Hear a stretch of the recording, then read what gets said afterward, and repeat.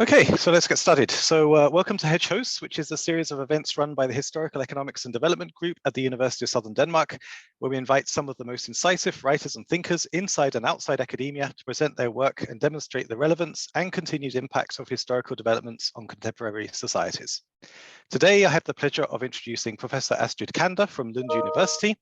Her main research area is in the field of environmental economic history and the interrelations of economic growth, innovations, energy, and CO2 emissions from 1800 through to the present. She is one of the authors of the hugely influential book from 2013, Power to the People, Energy in Europe over the Last 5 Centuries, and has published in leading outlets such as Nature Climate Change.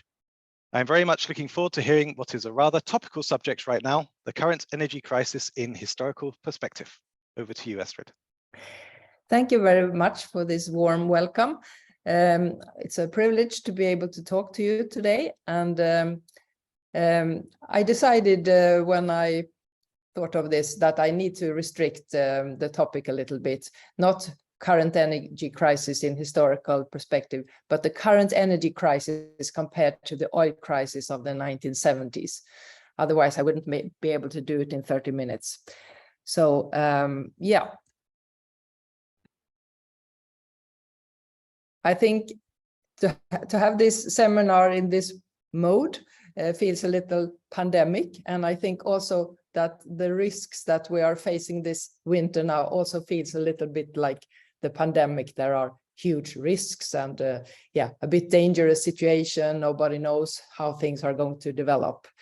If the winter will be like today here in Bjärred, where I'm sitting, it's completely sunny. There is no wind whatsoever, not even down by the sea. And it's cold and we have a bit of snow. This is the absolutely worst condition during winter time in a electricity system that is pretty much dependent on wind power.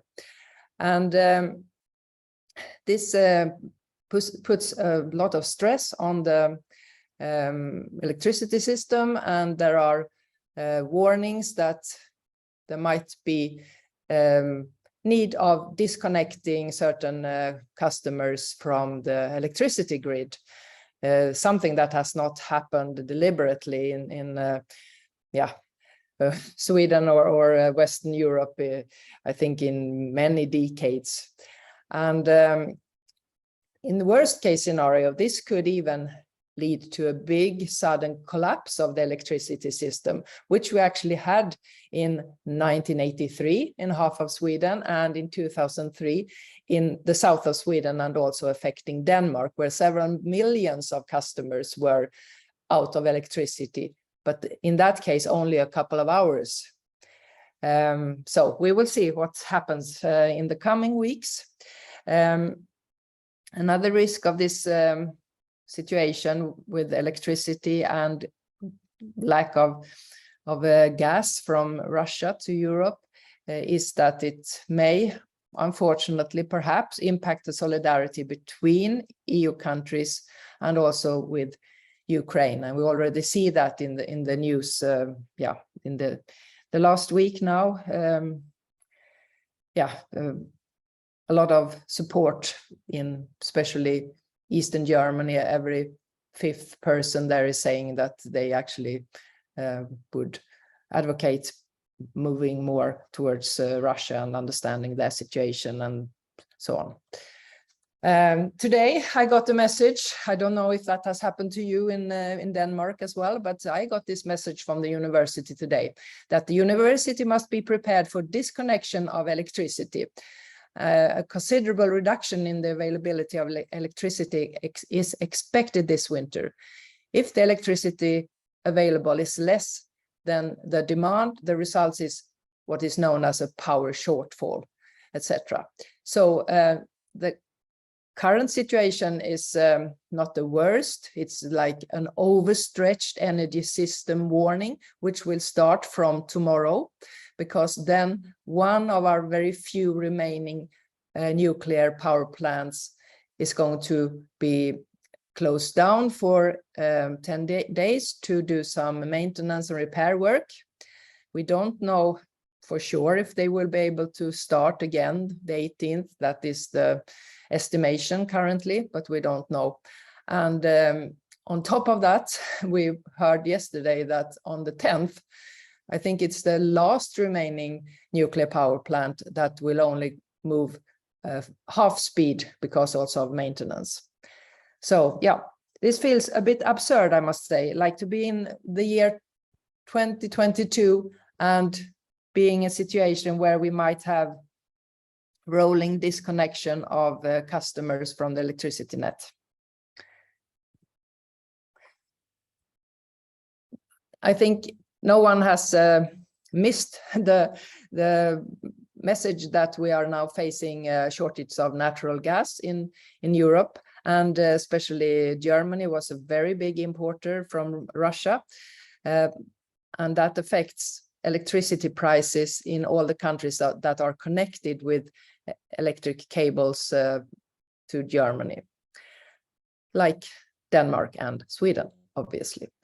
So the price of natural gas we see here last couple of years, and we see that there has been, ever since autumn 2021, started to be extreme fluctuations, indicating some shortages, and then it has improved situation again, but we don't know exactly what will be the situation this winter. There was like a peak in the summer months of 2022 where gas prices were already then 8 times as high as they had been 1 year before, but they have gone down now, so maybe double as high as they were 1 year ago.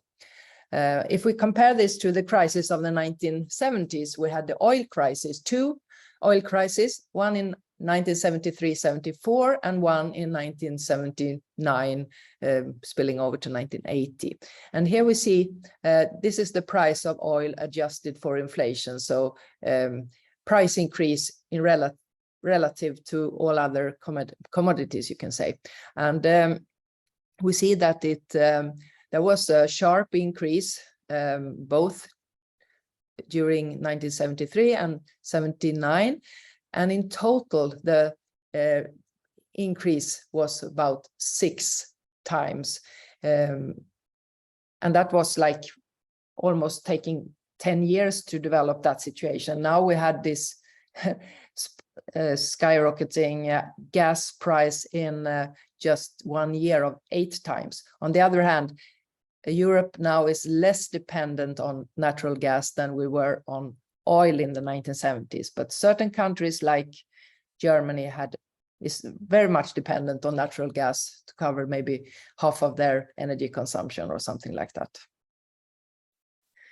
Here we see the electricity spot prices of yesterday for the Nord Pool area, and we see that they are pretty high, ranging from 383, 387 in Denmark, and here in Skåne, south of Sweden, it's a similar number, and it's euros per gigawatt hour. Today, already the price has gone up by 100 euros per gigawatt hour, so it's almost 5.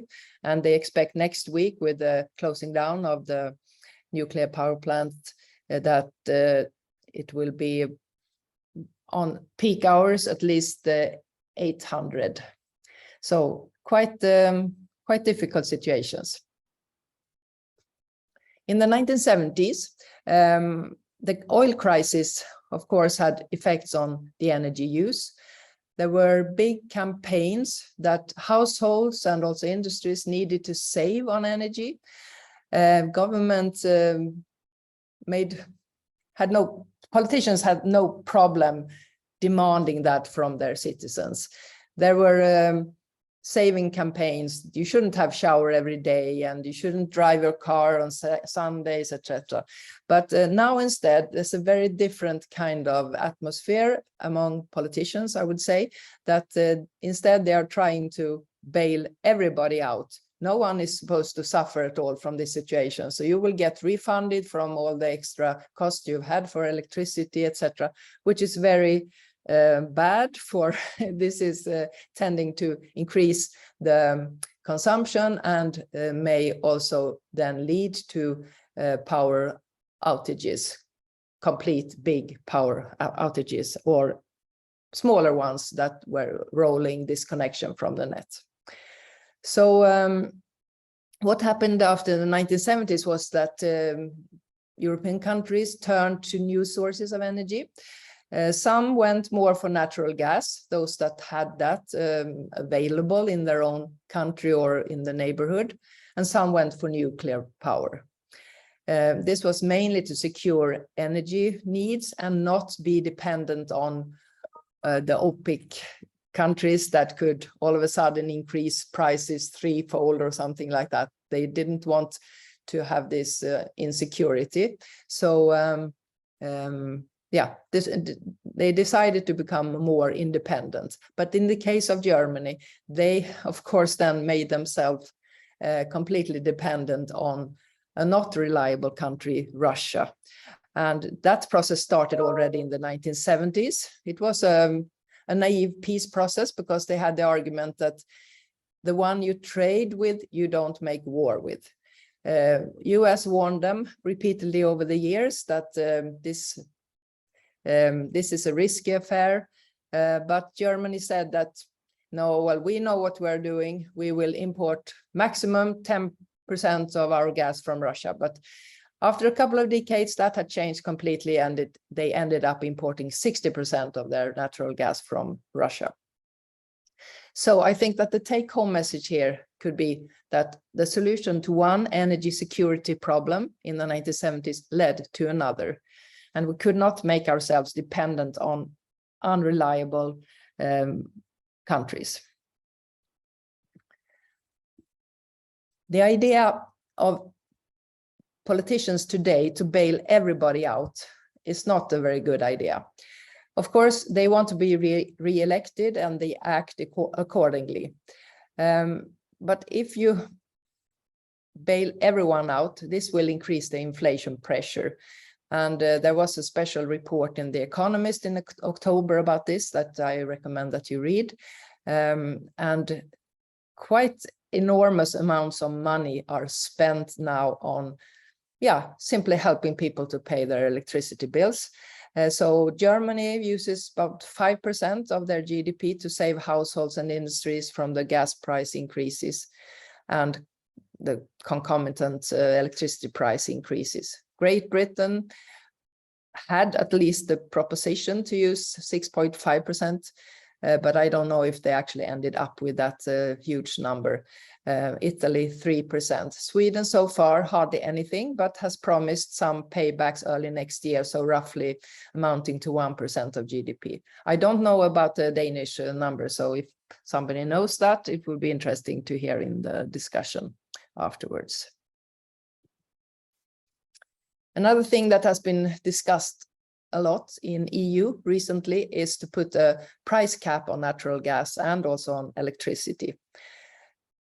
Natural gas is used to heat houses and also for certain industrial purposes, but it is also used to produce electricity. So therefore, it's not possible to simply put a price cap on natural gas without affecting electricity.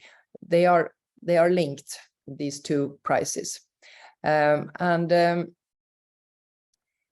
is a debate within EU. I read the other day that the current discussion is whether they could set a price cap on natural gas at a very high level of 275 euros per megawatt hour. And a very few days this year has the actual cost been above that level. So basically, it's not possible to put a cap on the price without also rationing the availability of or access to the source.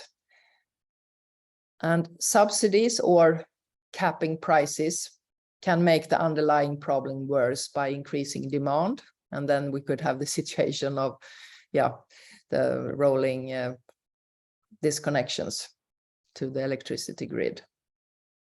It's also possible that you will have actually problems between countries here, that if one country is subsidizing energy consumption more than another one, it may benefit the consumers in one country, but would also raise consumption, leading to higher wholesale prices across the European Union and hurting consumers in other countries.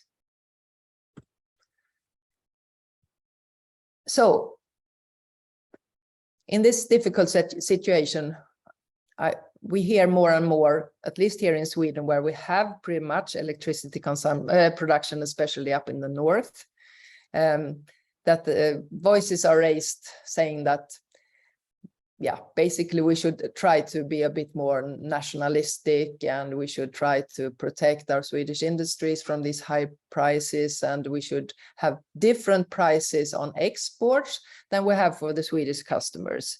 That's one idea. This has become very popular among many businessmen and also politicians to some degree, especially the leftist party made it a big thing in their campaign before the election. But economists are very skeptical. I am also very skeptical. I think that it's not really feasible. It would require enormous regulations of the market and would not be good for cutting down on the consumption, which we need to do in order to have production meet consumption. So basically, the European system that I showed you with the Nord Pool integrated electricity market is very rational.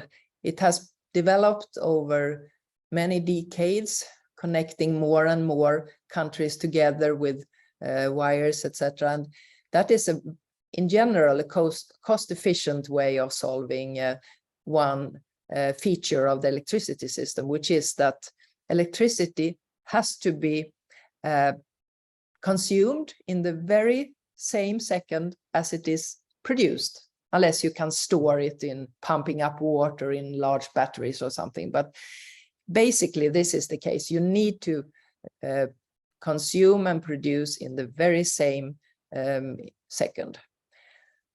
And to have a very big system then becomes rational, because it's easier to have many producers and many consumers connected in order to make this market function well. So yeah, because there is this large shortage of gas-generated electricity in Germany, of course, Germans are prepared to pay a lot for Swedish electricity. And that spills over especially to the south of Sweden, where the electricity prices have become, for our what we are used to, very expensive.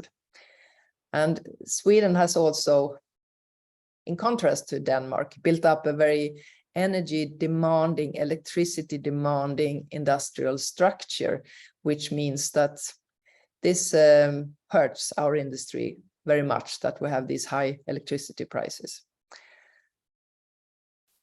It's only when 70% of the export lines are filled up with electricity out from Sweden that we in Sweden will have a domestic price of electricity. And that is the same for all regions that are connected.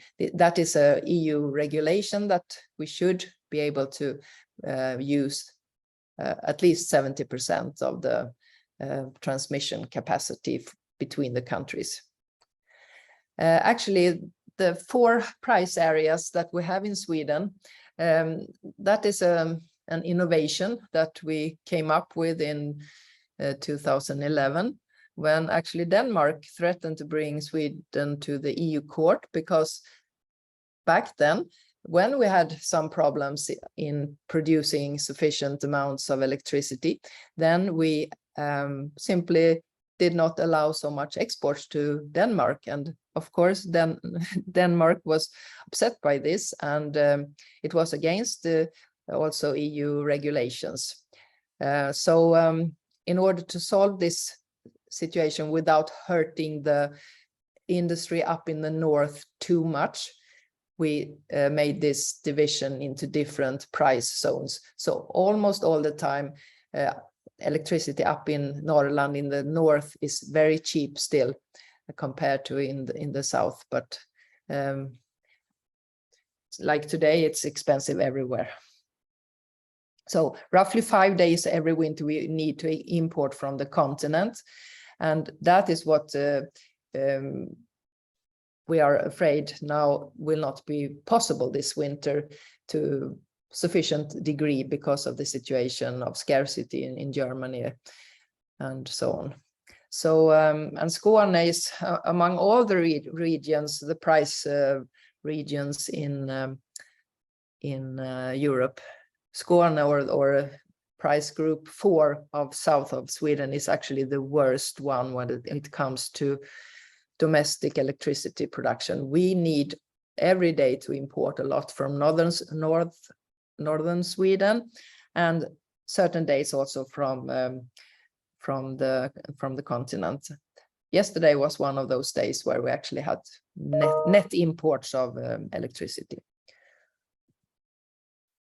I wrote together with a colleague, Håkan Pil, an article in Dagens Nyheter, which is our big daily newspaper, and we said we have to learn from history and from the oil crisis, and we've summarized it in 4 bullet points. So one was that households and companies, they need some support, but not all of them need it. I mean, households that only use electricity for cooking and so on, they don't need support. It's only those that actually need it for heating their houses that need it. But we have a lot of district heating here, so like in Denmark, and we don't need, for those customers, we don't need any particular support. And it would also be better to just give a lump sum of support to those in most need. And it should not be directly linked to the amount of electricity consumed by that customer, because then it in a way encourages too much consumption, and it also discourages doing things that are good, like investing in your own solar panels on your roof or something, because then you don't get so much paid back from the government if you have done that. But the politicians, they went with the easy solution was that everyone will get something back on based on what they have consumed in the previous year. So they went against what we suggested. We also said that households and companies need to be encouraged to save electricity on large scale. We wrote this during the election campaign, or right after actually, but there were so many television shows and discussion events where politicians were discussing whether we need to have saving campaigns in Sweden, like they have had in Germany, that they only allow a certain temperature in indoor facilities and not so much heating in swimming pools, etc. But none of the politicians would actually say that we should have that saving campaigns in Sweden, because they considered it to be something, they wouldn't win votes on that simply. Now there are campaigns in Sweden after the election was done. So like every kilowatt counts. That's one campaign that is now launched. Then we also said that we think that there has been too much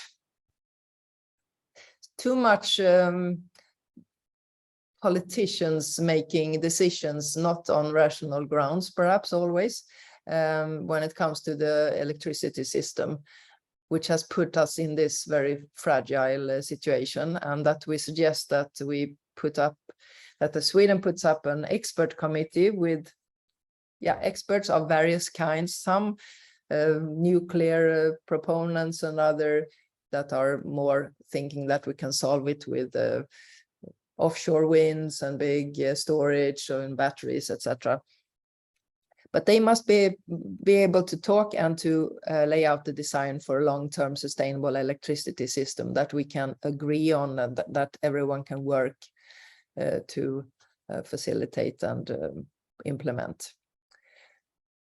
We also said that the crisis means that the central bank, Riksbanken, maybe should be a bit less hard in imposing so high interest rates, because if inflation is driven by lack of electricity, which is to a large degree the case, this is not going to be solved very easily, and it's not going to be solved by increasing interest rates to just simply discourage overall consumption. And so, because we need to improve the supply situation, that is the solution.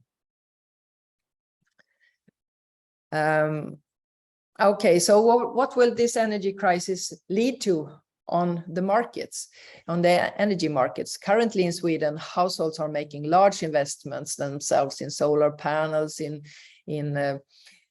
heating stoves, wood burning stoves, and so on. Maybe it will also lead to development of more microgrids, off-grid solutions to try to reduce the dependency on the national and international electricity system. I know that Stockholm has become one of those islands that you can have in island mode operation, which is clever from a war threatening situation, that you can actually at least protect your government. But this is very expensive, and the current system has not been constructed that way. It was suggested after the big blackout in 1983 that they should be more investigated, but nothing much has happened. And there are very severe debates on what is the way forward now. Is it offshore wind power or is it nuclear? Because we need a lot of new electricity production, especially in the south. But people don't want to have it where they live. So it's the argument of not in my backyard, which is a problem here. Yeah, already talked about that. So, of course, energy price is not the only thing driving inflation these days, but it has a large impact because energy is needed for all kinds of production. But there are other reasons as well, as we have heard about the central banks. They flooded the system with money to combat the negative consequences on the economy from the pandemic and the lockdowns, etc. So for a long time, negative interest rates was a crazy market, spilled over to the housing market and stock exchange market. Prices just going up and going up. And now we see the reverse situation when they have to increase the interest rates very much. Yeah, I'm running out of time, so I will just say a few more words about the stagflation then and now. In the 1970s, 80s, we actually had a very bad situation of high inflation and at the same time high unemployment, which previous thinkers in economics had not thought was possible.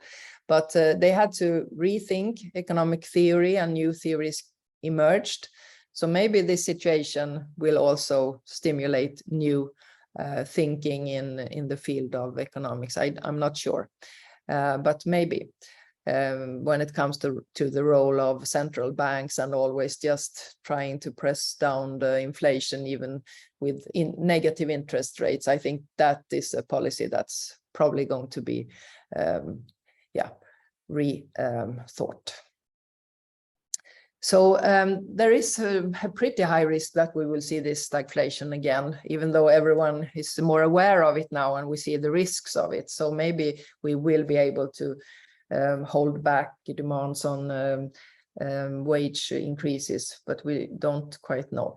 But we know that the US has decided to subsidize green investments very heavily next year. They do this instead of doing what the EU does to tax the CO2 emissions. They want to subsidize green technologies instead, which is more costly, costs all society much more.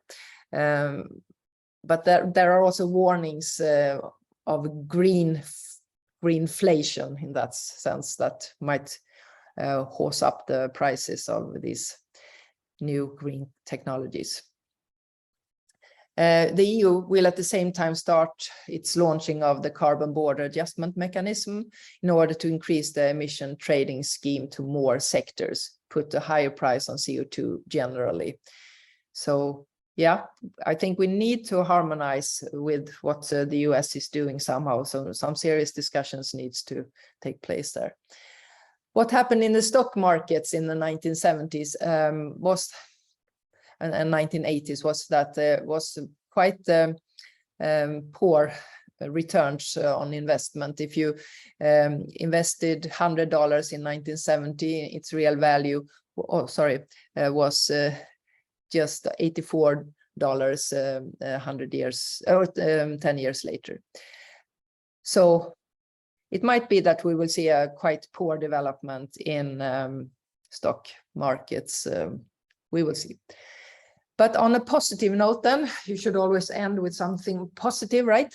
On energy crisis in history have spurred innovation. We see that clearly in Swedish data. Both during the two world wars and the 1970s, we saw an increase of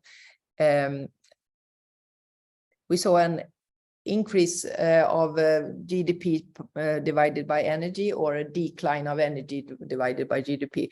This is good for the environment. It means you get more value in relation to the energy you put into the economy. And after the crisis that we experienced during the world wars and the 1970s, consumption of energy did not return to the previous levels.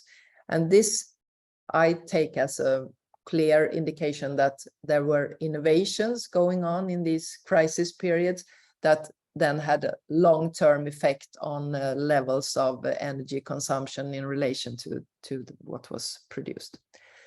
Yeah, in the future, in the short term, things are aggravated and emissions will increase because we now have to put oil works and coal works to produce electricity on large scale.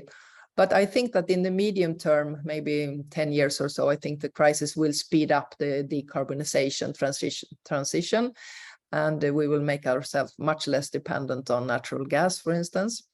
And I think that we will never again be so naive and trust Russia for imports, and we cannot rely on undemocratic governments in North Africa either. There have been proposals of putting large solar panels in Sahara and transmitting the power to Europe. But I think that after having experienced this warlike situation, I think we are not going to go that way. I think that there's a risk that electricity production will become more nationalized and considered more strategic assets. And it must be more protected from terrorism. Nord Stream 1 sabotage we know of, and there might be more coming. We don't know what will come during this winter. I think that for energy security, it would be very good to develop microgrid solution with island mode operation possibilities, so that parts of the country could continue to function even if some other parts of the system are hurt. And so I think that the current policy that can be very influential in making the price of CO2 encompass more of the emissions in the world. It's currently just covering about 20% of all emissions. It can become more powerful now with the border adjustment that EU will start to implement next year with the carbon border adjustment mechanism, where importers will need to buy CO2 certificates for the amount of carbon that was emitted during the production of those goods in countries that do not tax CO2. It might be a bit delayed because of the war and because of all this, but it seems like it's moving on pretty well. Anyhow, that's as far as I can understand. They are expecting the EU Council to come with a decision on this before the end of this year. Okay, so I think this is it from me. So questions and remarks, and tell me more about what happens now in Denmark and so on. I would be interested. Great, thanks Astrid so much. That was fascinating and slightly scary, honestly, apart from there was one positive slide which didn't quite outweigh all the others, I think. Yes. So for those of you listening at home or wherever you are, if you want to ask a question, then you will need to write this question in the what's called the Q&A at the bottom of the Zoom screen. So basically just write your question there, and then I will read the question out for you, right? So while people are doing that, we can talk about maybe Denmark in a moment, but I had one question that I've been thinking about for a long time, which is relates to some things that you talked about, which is why are politicians so cautious now? I mean, why are they so cautious compared to how it was in the 1970s? And even more so, why are they so cautious compared to how it was at the beginning of the pandemic? I mean, in most countries, when the pandemic hit, you said, okay, the public sector, they just go, like in Denmark, public sector closes down, you all work from home. I guess that would be a very easy way of saving a lot of electricity if you can turn off the heating in all the public buildings, right? Why don't they do that? Or is it exactly because there's been 2 years of pandemic that they're more cautious? Maybe. I don't know. It's a very good question, but maybe now everyone is so fed up with all these restrictions. And I mean, to now say to people that you have to work from home again, I think it might not even work. That's one reason, but I think another reason is that they don't know simply how serious the situation will be. So they take it in steps. I mean, the last step in the slide that I showed you from the university is that it might be that they close down the workplace and we need to work from home. But they rely on voluntary measures. Everyone should save as much as they can, and then next phase they alert that there might be some serious situation coming and so on. And then worst case scenario is that they actually disconnect some groups and some and I think university is one of their favorite places that they will close down pretty fast. They cannot close down hospitals, obviously, and homes for elderly or something like that. Oh, of course. Yeah. No, so the situation in Denmark, it's I mean, the thing is, I don't know, right? Because there's not much news about it. So okay. It is talked about, of course. Yeah. There is a public information campaign to a certain extent about trying to save hot water, not heating your home so much. There's been a rule that public sort of offices should be heated to a maximum of 19 degrees. So we have that. I know there's a contingency plan that was announced about what would happen if they had to have these rolling blackouts, I think. But it's, I mean, in no way, and I follow the Danish news, in no way is there a sort of sense of crisis. Let's put it like that. I mean, it's sort of, it's mentioned that people have problems with cost of living.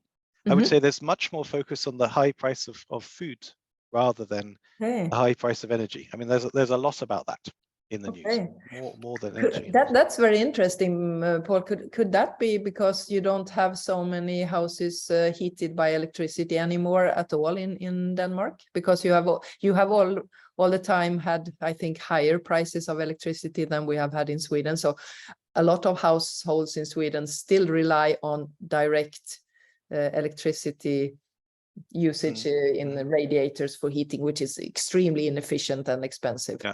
I think that's extremely unusual here. I mean, I know in Norway, of course, it's an even bigger problem, I suppose, than in Sweden, right? Because they've just, everything was electricity and it was basically for free from all the hydropower, right? Yes. And suddenly they're integrated into the rest of the European market, and suddenly they're paying European prices for their electricity. And then this is a major crisis for them, right? But in Denmark, I mean, it's also, of course, about population density, right? So you can have much more is heated by district heating. Yes, but I suppose people living more in the countryside, they will, I'm not sure how they heat, maybe using maybe gas or Pellets, some sort of oil, I suppose, or pellets. Yeah, exactly. And yes, actually, that was in the news that people were stealing these pellets from various places because they were worth so much all of a sudden. Yes. Okay, we have a question in the chat. So this is from Christian Vedel. He says, thanks for a great talk. I wonder what the role of the age of information is. I now wash my clothes at home when the power is the cheapest. We know when it is cheapest because of a clever app that tells me energy prices. This certainly did not exist in the 70s. True. Yeah, that's a very good point. And I use it as well. I check Nord Pool prices. That's the day ahead price market. And I check and I know like how much will it cost every hour in the next day. And I also try to put certain things that require more energy. I always do the washing and dishwasher during night, for instance. But actually, I think I know that the biggest consumers of electricity in the winter time is for heating and is for hot water. And that's not so easy to actually put during the night. It would be good if it was possible to somehow turn off maybe the heating system during the day and put it on during the night. I don't know if that's possible. Maybe, yeah. Maybe you know more about it, the one that asked the question. Yeah, it's funny because like in the UK, you have, of course, you don't have district heating, right? So everyone's producing their own heat. You always turn your heat off at nighttime. I mean, that's like the thermostat is set to do that automatically. So if you wake up in the night and need to go to the bathroom, it's extremely cold in the winter. I remember from at least that was how it was in my childhood. I don't know. Maybe it's modernized since the 1980s. I don't know. But now the thing is, now we should do the reverse. We should have. No, exactly. Yeah, no, exactly. Yeah. Yeah. That's true. I mean, of course, you can do it manually like that. That's true. Yeah. Yeah. Okay, so Karol Borowiecki has a question. He says, thank you for the talk, Astrid. I wonder what's your position regarding price controls on energy / gas? It did not come across as if you were strongly opposing it, ? And yet the price controls of the 1970s oil crisis is a textbook example of why price caps should probably be best avoided, he says. Yeah. No, I am against it. Maybe I didn't say it clear enough, but I definitely think it's a bad idea because the prices are high for a reason, and that is because supply cannot meet demand, and you're not going to improve that situation by increasing the demand. And if you put the price cap, you will increase the demand. So I think it's not logical, simply. I just checked out what's in the headlines in the Danish news. So actually on TV2, their second headline is actually about one part of Denmark where the municipality is sending out supplies for in case there's a blackout to kindergartens, basically. Okay. Of canned food and stuff like that, and torches, like flashlights, as they say in America. They're doing that today? In this one particular part of Denmark, in case they're stuck there with some kids, I suppose, when everything goes dark. Yeah. But then I think some people are saying they're overreacting and blah, blah, blah. So that's. I think the thing is that nobody really knows. Absolutely no one knows how this is going to turn out. I mean, we hope for the best. We hope, and voluntary measures, I should say, they have improved the situation. I know that in October in Sweden, after we got all these warnings about, or we had very high prices. I mean, high prices gives incentives to people to save. So price incentives, I think, are the strongest motivators, more than campaigns, etc. But campaigns can also be helpful, additional, I think, to stimulate savings. But that helped because households are the ones that, for them, it's easier to save in the short run than it is for industry. The industry has their processes. It's not easy to save. You need innovations or something. But households can simply lower the indoor temperature, and you can do various things, shower more brief and etc. And that happened. So households in Sweden, south of Sweden, saved, I think, 20-25% of compared to the same month 1 year earlier. But actually, industry didn't save at all in the south. They actually increased a little bit their consumption. So on average, we did not save more than, I think, 8% or something like that. And there is the goal that we should, in EU, save like 15% or something like that. And I think now during the winter, the savings are the needs for savings are larger, but also the potential is larger, because now when it gets colder outside, it costs much more to heat up your house, and maybe then you can lower the indoor temperature a little bit more and put on some extra thick sweaters and so on. Yeah. Yeah, it was amazing how quickly people were able to save energy on the household level, right? Yes. Considering all the campaigns there have been for years and years about saving the planet.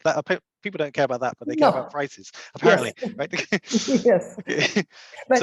But Paul, can I also ask you, have there not been any kinds of discussions in Denmark that households or industries should get some compensation for these high electricity prices? Yeah, no, there's been compensation. Yeah, there's been some compensation. I didn't get any. I think it depends on, I suppose it's people who have a house which is heated by natural gas, maybe. I'm not sure, but people who are not on district heating, I imagine.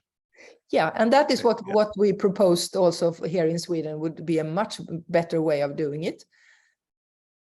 But politicians here, they went for a very simple solution. Everyone should get according to how much they consumed electricity last year. Even if you just used it for light bulbs and cooking, etc., you will get a few hundred back, which is just a waste of money. I never understood as well why so few countries use district heating, right? I mean, it seems in a city, it seems like a sort of no-brainer. I mean, one time I remember talking to someone in America, said, "Oh, that's like some socialist thing." But I mean, you get your electricity and your water delivered from the district level, so why can't you get your heat? Yes. So, anyway, we have another question I should ask before we run out of time, probably. Sure. Eric Thompson asks, he says he's in Winnipeg, Canada. So there you go. He says from Winnipeg, Canada, where it's cold, but we have inexpensive natural gas. Given we don't know how long war in Ukraine might last, what sort of timescale would you think it might take for the relocation of industries to take advantage of cheap power in a new geopolitical environment? Okay, so you mean that European industries would move to Canada? Is that your... I mean, he can't answer live, I guess. Okay. Maybe he can write another question. Okay. That I don't know how quickly industries can actually do this kind of moves and relocations, but I think that the situation in Sweden is quite stressed and serious for industries in the south of Sweden, not in the north. We have still excess production and capacity in the north, but it will take time to build up the production in the south now that we have dismantled so much of the nuclear power plants. We are discussing whether to build new ones, small modular ones, or big ones like the old-fashioned ones, or put up big offshore wind power mills, but that will take at least 10 years or something. So in that meantime, I think we will need to be quite innovative in saving energy, and also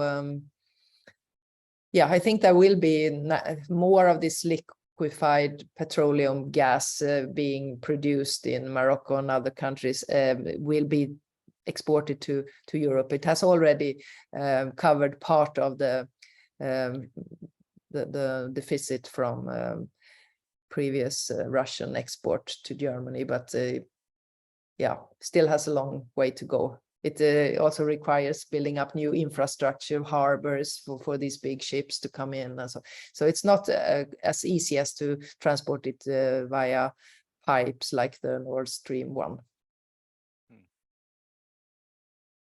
No, that's I mean, which countries in Europe mostly have heavy industry now? Is it Sweden and Germany that are going to be mostly affected? Yeah, we have especially up in the north, and we have enormous expansion plans now, with the hybrid steel, the green steel that we try to do without emitting any carbon dioxide. The steel industry in Sweden is still big, and it emits roughly 10% of our greenhouse gas budget, or what we emit. So now they have managed to come up with an innovation where they reduce the oxygen in the iron ore with the help of hydrogen instead of carbon. So instead of carbon dioxide, you get water as a residual, which is perfect. So this is extremely environmentally friendly, but its only problem is that hydrogen is not like an energy resource that you can capture, like it's not available in nature. It's something you have to produce by means of electricity. So you need to have a lot of free spare capacity of electricity generation, and you can have that when there is an excess of wind power being produced. It could, in theory at least, be utilized to produce hydrogen, which in turn could be used to produce iron from green steel, basically. Yeah. I wonder if I could ask you about the sort of political impact in Sweden. I mean, so yesterday we had this sort of rather strange story about these coup plotters from Germany who were rounded up and arrested, right? Yeah, and you also mentioned this issue in Eastern Germany in particular, right? And Germany is clearly one of the countries which is going to be most affected because they have most industry in Europe, right? Yeah. How is this playing out in Sweden? I know Sweden, I mean, it followed the rest of Europe and elected an anti-immigration party recently, so it was already having some nationalistic sort of revival, I suppose. But is there anything more about that?